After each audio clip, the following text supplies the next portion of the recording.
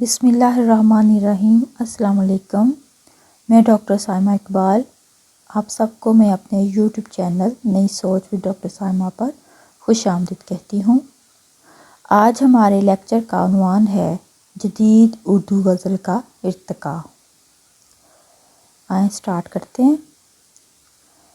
جدید غزل سے مراد غزل میں جدید افکار اور خیالات کے ساتھ ساتھ لہجے اور تیور میں جدت کے علاوہ زندگی کی حقیقتوں، داخلی کیفیات کی حرف بحرف نمائندگی اور سماج کی عکاسی ہے۔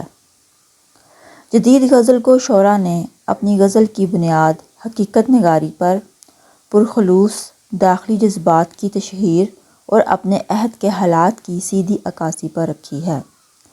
وہ بڑی خوبی سے اپنے مشاہدات اور تجربات کو غزل میں اس طرح بیان کرتے ہیں کہ وہ ہر کسی کو اپنے دل کی بات اور خود پر گزری ہوئی کیفیات لگتی ہیں۔ جدید غزل پر پروفیسر آل احمد سرور، احمد ندیم قاسمی، شمس الرحمن فاروقی، ڈاکٹر محمد حسن اور ڈاکٹر یوسف حسین خان نے مضامین لکھے ہیں۔ جدید اردو غزل اور اس کے شعراء کے بارے میں احمد ندیم قاسمی لکھتے ہیں۔ جدید شعراء کے اپنے انفرادی تیور ہیں، جن میں سے نمایاں ترین تیور ان کی حقیقت پسندی ہے اور زمین سے مٹی سے ان کی محبت ہے۔ اس مضمون میں احمد ندیم قاسمی جدید غزل کے بارے میں لکھتے ہیں۔ جدید اردو غزل کی سب سے بڑی خوبی یہ ہے کہ اس غزل میں باطن اور ظاہر کے درمیان ایک عجیب ناقابل شکست قسم کا رابطہ قائم ہو گیا۔ یوں داخلیت اور خارجیت کی پرانی بحث کی گنجائش ہی ختم ہو گئی ہے۔ شاعری کرتے ہوئے شاعر ایسی باتیں کہہ جاتے ہیں کہ سننے والا بظاہر ششدر بھی رہ جاتا ہے مگر اندر سے ثروت مند بھی ہو جاتا ہے۔ جدید غزل کسی ایک رجحان کی نمائندگی نہیں کرتی۔ اس سلسلے میں ڈاکٹر خلیل الرحمن اعظمی لکھتے ہیں کہ جدید تر غزل کی ایک نمایاں خصوصیت یہ ہے کہ اس غزل پر آپ کسی قسم کا لیبل نہیں لگا سکتے، نہ کسی ایک صفت یا کیفیت کے دائرے میں اس کو مقید کر سکتے ہیں۔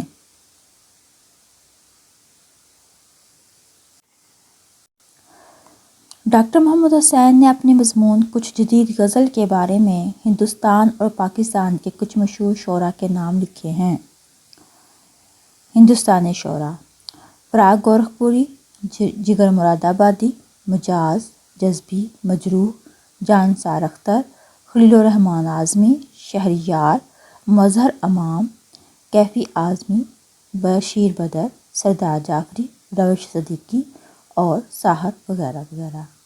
پاکستانی شعراء: فیض احمد فیض، ابن انشا، ناصر کاظمی، احمد مشتاق، حمایت علی شاعر، ظفر اقبال، احمد فراز، احمد ندیم قاسمی، شکیب جلالی، منیر نیازی، کشور ناہید، ادا جعفری، پروین شاکر، مجید امجد اور ناصر شہزاد وغیرہ وغیرہ۔ عجیب حادثہ بھی دل پر گزر گیا یارو، میں اپنے سائے سے کل رات ڈر گیا یارو۔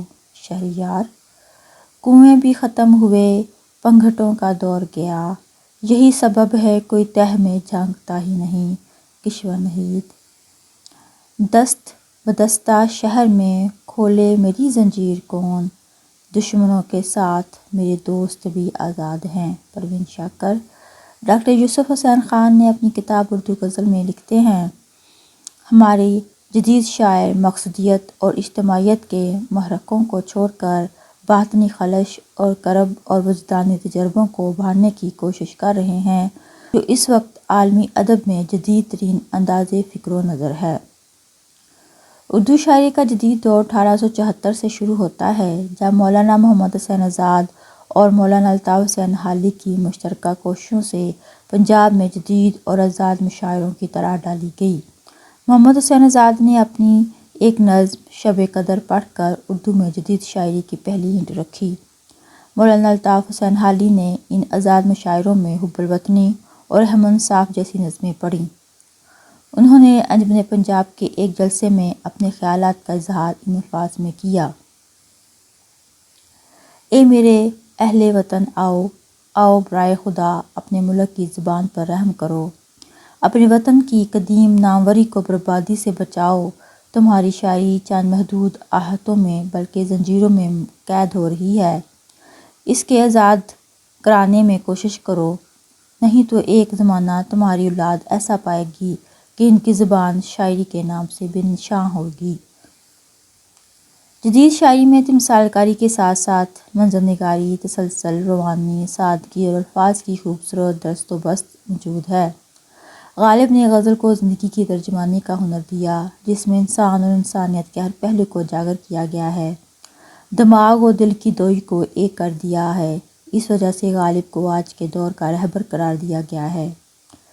اس طرح مولانا الطاف حسین حالی کے کلام میں سادگی کے ساتھ ساتھ روانی، نیچرل انداز، خوبصورت بندش اور مناسب الفاظ کا استعمال ملتا ہے۔ انہوں نے اردو شاعری میں وسعت پیدا کی اور اس کے دامن کو رنگا رنگ پھولوں اور چمکدار موتیوں سے بھر دیا۔ ان کے بعد اقبال، اکبر الہ آبادی، مولانا ظفر علی خاں کا زمانہ آتا ہے۔ علامہ محمد اقبال نے اردو شاعری کو زبان و بیان، مضامین، خیالات و افکار، بندش الفاظ، غرض کے ہر اعتبار سے وسعت عطا کی۔ انہوں نے جدید رنگ میں غزلیں لکھیں۔ انہوں نے مذہبی افکار، فلسفہ، دین و مذہب، قومی اور اخلاقی ہر قسم کے مضامین کو اپنے کلام میں جگہ دی۔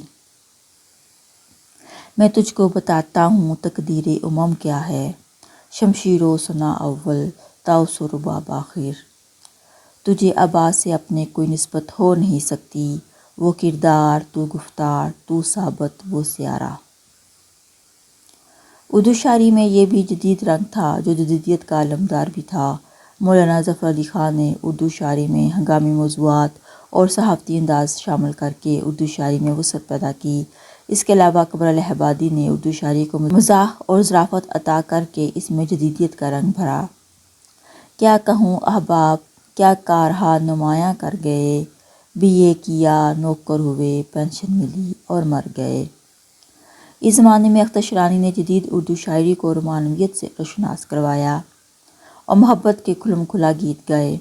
یہ جدید شاعری کا نقطہ عروج تھا۔ اختر شیرانی کے بعد میراں جی، قیوم نظر، نظم راشد، جوش ملیح آبادی، اختر الایمان، علی سردار جعفری، احسان دانش، فیض احمد فیض، حفیظ جلندری اور احمد امین قاسمی نے اپنی طبع کے مطابق جدید اردو شاعری میں گراں قدر اضافہ کیا۔ میراں جی اور قیوم نظر نے محبوب کے فراق میں درد بھری نئی آواز، نئے لہجے کے ساتھ نئے آہنگ میں شاعری کی۔ نظم راشد نے اردو شاعری کو جدید ڈھنگ اور قرینہ عطا کیا۔ اس طرح اردو شاعری جدیدیت کی نئی حدود میں داخل ہوئی۔ اختر الایمان، علی سردار جعفری اور مجاز لکھنوی نے اردو شاعری کو ترقی پسند تحریک سے شناسا کیا اور شاعری میں فرضی مضامین کی جگہ ٹھوس حقائق، زندگی کی حقیقت اور نچلے طبقے کے حالات و واقعات اور جذبات کی بھرپور عکاسی کی۔ فیض احمد فیض نے اپنی جدت کی بنا پر اردو غزل اور نظم دونوں کو حسین بنایا۔ اردو شاعری میں یہ بالکل نئی آواز تھی جس میں قدیم شاعری کے سر بھی ملے ہوئے ہیں لیکن جدید رنگ شوق ہے۔ فیض نے کہا، متاع لوح و قلم چھن گئی تو کیا غم، خون دل میں ڈبو لی ہیں انگلیاں میں نے۔ جدید شعراء نے بعض کلاسیکی اور مثبت ترقی پسندانہ موضوعات کے ساتھ ساتھ جدیدیت کے رجحان کے تحت معاشرے کی موجودہ صورتحال اور اس سے پیدا شدہ تنہائی، اجنبیت، بے چارگی اور محرومی جیسے مسائل و مراحل کو اپنا موضوع بنایا۔ جدید غزل چونکہ اس فریم ورک کا ایک حصہ ہے، اس لیے اس کی موضوعات میں عام انسانی مسائل کے ساتھ ساتھ سائنس اور ٹیکنالوجی کی نئی ایجادات اور صنعتی انقلاب سے پیدا شدہ نئے مسائل و معاملات شامل ہیں۔ جدید غزل میں نئی فضا اور نیا ذائقہ یوں ہی پیدا نہیں ہوا بلکہ اس کے پس پشت میں تاریخی اور سیاسی محرکات بھی ہیں جن کی تصویر واضح طور پر تقسیم ہند اور اس کے بعد کے حالات میں دکھائی دیتی ہے۔ اس طرح جدید غزل میں وسعتیں بھی پیدا ہوئیں اور اظہار کی نئی نئی صورتیں بھی نکلیں۔ بہت سے شعراء جیسے اقبال، فانی، حسرت، جگر مراد آبادی، یگانہ اور فیض نے غزل میں نیا باغبان پیدا کر کے اسے وسعت سے ہمکنار کیا۔ کوئی ہاتھ بھی نہ ملائے گا جو گلے ملو گے اتفاق سے، یہ نئے مزاج کا شہر ہے ذرا فاصلے سے ملا کرو۔ بشیر بدر۔ درد اتنا ہے کہ ہر رگ میں ہے محشر برپا، اور سکون ایسا کہ مر جانے کو جی چاہتا ہے، مر جانے کو جی چاہتا ہے۔ کوثر مظہری کی غزل اپنی معنویت کے اعتبار سے اپنی خاص اہمیت رکھتی ہے۔ آپ کی غزل کچھ بہتری کی تلاش و جستجو اور انسانی نفسیات کی بہترین ترجمانی کرتی ہے، لیکن یہاں بھی شعری حسن برقرار رہتا ہے۔ اس سلسلے سے آپ کے چند اشعار ملاحظہ کیجیے۔ کاش میں سنگے سر راہ کہیں کا ہوتا اور دنیا مجھے ٹھوکر بھی لگاتی جاتی۔ اب لاپا ہوں ادھر دور ادھر منزل ہے، میرے اللہ میں ہوں عزم جواں کا طالب۔ 1980 کے بعد غزل کو شعراء میں اسلم بدر کا نام بھی خاصا اہم ہے۔ آپ کی غزلیہ شاعری موضوع و فن دونوں اعتبار سے اپنی اہمیت رکھتی ہے۔ آپ نے اپنی غزل میں دنیا کے مسائل کی پیشکش کے ساتھ ساتھ خدا تعالیٰ کی وحدانیت کا بھی بہت خوبصورت اظہار کیا ہے۔ اس سلسلے میں یہ اشعار ملاحظہ کیجیے۔ تیری دھوپ بھی ہے سویرا بھی تیرا، مگر مجھ میں روشن اندھیرا بھی تیرا۔ کھلے ہیں تیرے ہفت افلاک مجھ پر، میرے چاروں جانب ہے گھیرا بھی تیرا۔ ارشد کمال کا شعری مجموعہ دھوپ کے پودے 2008 میں شائع ہو کر داد تحسین حاصل کر چکا ہے۔ آپ کے ہاں فکری پہلو زیادہ نمایاں ہیں۔ آپ کی غزلیہ شاعری ہمیں دعوت فکر دیتی ہے۔ اس سلسلے میں شعر ملاحظہ کیجیے۔ کہاں سے چھاؤں ملے گی ہماری نسلوں کو، زمیں پہ دھوپ کے پودے جو ہم اگاتے ہیں۔ اس شعر کے تعلق سے ہم ارشد کمال کے فکری جذبات سے بخوبی واقفیت حاصل کر سکتے ہیں۔ آپ پوری انسانیت کو بہتر عمل کی دعوت دیتے ہیں تاکہ آنے والی نئی نسل کو خوشگوار اور سازگار ماحول مل سکے، کانٹوں کی شاہراہ پر چلنے سے وہ محفوظ رہیں۔ مخمور سعیدی کے 9 شعری مجموعے نظریہ پر آ چکے ہیں، جن میں آپ کا فنی اختصاص اور نظریہ حیات جلوہ نما ہے۔ آپ کی غزلیں ہمیں عصری مسائل سے بہرابر کرتی ہیں، جن میں درد مندی اور دل سوزی بھی ہے، جس سے ہم قارئین آپ کے نظریہ فکر سے بخوبی واقفیت حاصل کرتے ہیں۔ اس سلسلے میں یہ اشعار دیکھیے۔ تیز بارش گھر کی دیواروں کو ننگا کر گئی، رنگ سارے دھو گئی ہے، کیا کہیں کس سے کہیں۔ راہ کا پیڑ کہیں ابر کا ٹکڑا ہو جاؤں، ہو جہاں دھوپ بہت تیز میں سایہ ہو جاؤں۔ ندا فاضلی کا نام بھی غزلیہ شاعری کے منظر نامے پر اپنی منفرد شناخت رکھتا ہے۔ آپ کی غزلوں میں آبیتی بھی ہے اور جگ بیتی بھی ہے۔ انسان کی محرومی اور بے بسی کا اظہار آپ نے بہت ہی بہترین انداز میں کیا ہے۔ یہاں فنی عناصر کو بھی ملحوظ خاطر رکھا گیا ہے۔ دوسرے لفظوں میں ہم یہ کہہ سکتے ہیں کہ خیالات کی پیشکش اور اسلوب بیان دونوں اعتبار سے آپ کی غزلیہ شاعری اپنی مثال آپ کہی جائیں گی۔ آپ کی غزلیہ شاعری کا جائزہ ان اشعار سے بخوبی لیا جا سکتا ہے۔ اپنی مرضی سے کہاں اپنے سفر کے ہم ہیں، رخ ہواؤں کا جدھر کا ہے ادھر کے ہم ہیں۔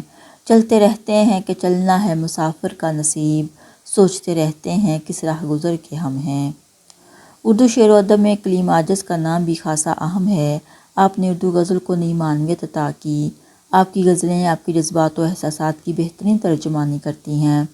آپ کی بیشتر غزلیں طاقت و جبر کے خلاف صدائے احتجاج کو بلند کرتی نظر آتی ہیں۔ اس سلسلے میں غزل کا یہ بند دیکھیے۔ اس ناز سے اس انداز سے تم ہائے چلو ہو، روز ایک غزل ہم سے کہلوائے چلو ہو۔ اسرا شہریار کی غزلوں کا جب مطالعہ کرتے ہیں تب ان کے ہاں بھی ہمیں انسانی رشتوں کی پامالی کا شدید احساس ہوتا ہے۔ آپ کی غزلیہ شاعری کو وقت کی آواز بھی کہا گیا ہے۔ آپ نے اپنی غزلوں کے حوالے سے قارئین کو یہاں دعوت فکر دی ہے، وہیں حوصلہ مند زندگی جینے کی طرف بھی ہماری توجہ دلائی ہے۔ اس سلسلے سے یہ اشعار دیکھیے۔ سارے چراغ بجھ گئے سب نقش مٹ گئے، پھر بھی سفر حیات کا جاری ہے کیا کروں۔ دنیا نے ہر محاذ پہ مجھ کو شکست دی، یہ کم نہیں کہ خواب کا پرچم نگوں نہ تھا۔ سینے میں جلن آنکھوں میں طوفان سا کیوں ہے، اس شہر میں ہر شخص پریشان سا کیوں ہے۔ فرحت احساس 1980 کے بعد کے شاعروں میں اپنی خاص شناخت رکھتے ہیں۔ آپ کے 2 شعری مجموعوں میں رونا چاہتا ہوں اور شاعری نہیں ہے یہ منظر عام پر آ چکے ہیں۔ آپ کی غزلیہ شاعری میں زندگی کے نئے تقاضوں سے ہم آہنگی اور اپنی تہذیب سے جڑے رہنے کو فوقیت حاصل ہے، جس کا جائزہ ان اشعار سے لے سکتے ہیں۔ جو لوگ حادثات کے ڈر سے گھروں میں بیٹھے ہیں، انہیں خبر ہو کہ گھر میں بھی موت آتی ہے۔ اندر کے حادثوں پہ کسی کی نظر نہیں، ہم مر چکے ہیں اور ہمیں اس کی خبر نہیں۔ عین تابش کی غزل بھی ہمیں زندگی کے پیچ و خم سے آگاہ کرتی ہے۔ عین تابش کی غزل بھی ہمیں زندگی کے پیچ و خم سے آگاہ کرتی ہے۔ یہ شعر دیکھیے۔ اسی قدر ہے حیات و اجل کے بیچ کا فرق، یہ ایک دھوپ کا دریا وہ ایک کنارہ شام۔ عین تابش نے دھوپ کا دریا اور کنارہ شام کو حیات اور موت کے اشارے کے لیے استعمال کیا ہے۔ آپ نے زندگی کو دھوپ کا دریا کہہ کر زندگی کے مسائل کی طرف اشارہ کیا ہے، اور لفظ کنارہ شام کے حوالے سے ہمیں یہ بتانے کی صحیح ہے کہ زندگی کی کڑی دھوپ سے لہنے کے بعد ایک خوشنما شام بھی ہمارے لیے منتظر ہوتی ہے۔ یہاں شعری حسن بھی ہے اور سادگی بھی۔ خورشید اکبر کا دو شعری مجموعہ سمندر خلاف رہتا ہے اور بدن کشتی بھنور خواہش منظر عام پر آ کر قبولیت حاصل کر چکا ہے۔ آپ کے ہاں رجائی انداز دیکھنے کو ملتا ہے۔ آپ نے اپنی غزلوں میں زمانے کی ناہواریوں کا ذکر بھی کیا ہے، لیکن اس پیشکش میں حوصلہ مندی ہے، قنوطیت نہیں۔ لہٰذا یہ کہا جائے گا کہ آپ کی غزلیہ شاعری تقاضۂ وقت کی شاعری ہے۔ اس ضمن میں یہ شعر دیکھیے۔ کیسا شہر ہے، میں کس عجائب گھر میں رہتا ہوں، میں کس کی آنکھ کا پانی ہوں، کس پتھر میں رہتا ہوں۔ ان غزل کو شعراء کے علاوہ علیم اللہ حالی، عطا آبادی، عالم خورشید، محبوب راہی، علیم صبا نویدی، مہتاب پرتاپ گھڑی، کرشن کمار تور، ملک زادہ جاوید، سہیل اختر کا نام بھی خاصا اہم ہے، جن کا قلم اردو غزل کی آبیاری میں مصروف ہے۔ جدید غزل میں تنہائی کا ذکر کوئی نیا موضوع نہیں ہے، اسے اردو غزل کی روایت میں دور تک مختلف شکلوں میں دیکھا جا سکتا ہے۔ تنہائی کی یہ کون سی منزل ہے رفیقو، تحد نظر ایک بیابان سا کیوں ہے۔ جدید غزل میں زندگی اپنی تمام تر وسعتوں کے ساتھ دکھائی دیتی ہے۔ اس میں سیاسی صورتحال اور سماجی مسائل بھی ہیں، بین الاقوامی اور مقامی روزمرہ کے پیچیدہ واقعات کی عکاسی بھی ہے۔ جدید غزل میں تقسیم ہند کے حالات بھی موضوع بنے ہیں اور اس میں ہجرت سے پیدا شدہ مسائل کا بیان بھی ہوا ہے۔ جدید غزل قنوتی، رجائی، اشتراکی، سیاسی یا معاملہ بندی کے ذیل میں نہیں آتی، البتہ یہ سارے رجحانات اس میں تلاش کیے جا سکتے ہیں۔ لفظ تنہائی جدید شعراء کی غزل کا غالب رجحان نظر آتا ہے۔ جدید غزل میں تنہائی کا ذکر جس طرح اور جس پیمانے پر ہوا ہے، اس سے اس لفظ نے ایک اہم موضوع کی حیثیت اختیار کر لی ہے۔ جدید غزل کے مطالعہ سے یہ اندازہ ہوتا ہے کہ یہ بھی حسین خیال اور حسن تاثیر کی امین ہے، اور روایت کی مثبت بامعنی فنی اقدار سے اس کا رشتہ تخلیقی سطح پر استوار رہا ہے۔ میں ہر لمحہ میں صدیاں دیکھتا ہوں، تمہارے ساتھ ایک لمحہ بہت ہے۔ اچھا جی، اب یہاں پہ میرے موضوع کا اختتام ہوتا ہے۔ مجھے امید ہے کہ آپ کو جدید غزل کا ارتقائی جائزہ پسند آیا ہوگا۔ مجھے اجازت دیں، اللہ حافظ۔